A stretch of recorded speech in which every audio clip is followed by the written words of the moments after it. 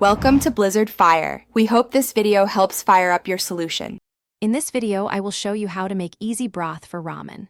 First, let's gather our core ingredients. You'll need about 10 grams of dried kombu, 5 to 6 dried shiitake mushrooms, and 20 grams of bonito flakes. A large pot, holding at least 4 quarts, is essential.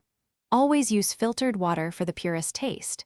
This simple combination forms the foundation of a rich and flavorful ramen broth, perfect for any home cook. Now let's create the heart of our broth, dashi. Place your 10 grams of kombu and 5 to 6 dried shiitake mushrooms into 4 cups of cold, filtered water. Let them steep for about 30 minutes. Slowly bring the water to a gentle simmer, but do not boil.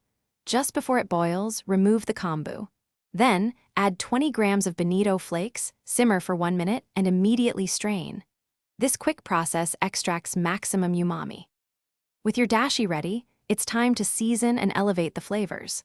For every 4 cups of dashi, start with about 2 tablespoons of good quality soy sauce and 1 tablespoon of mirin.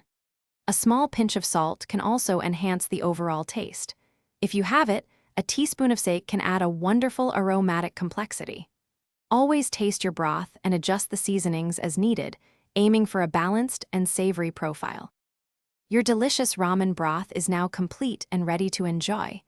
Keep it gently warm on the stovetop until you're ready to assemble your ramen bowl. If you have any leftover broth, simply let it cool completely before transferring it to an airtight container. It will keep well in the refrigerator for up to 3 days. For longer storage, you can freeze the broth for up to 3 months, ensuring you always have a flavorful base on hand. Thanks for watching. If you found this helpful, don't forget to like and subscribe.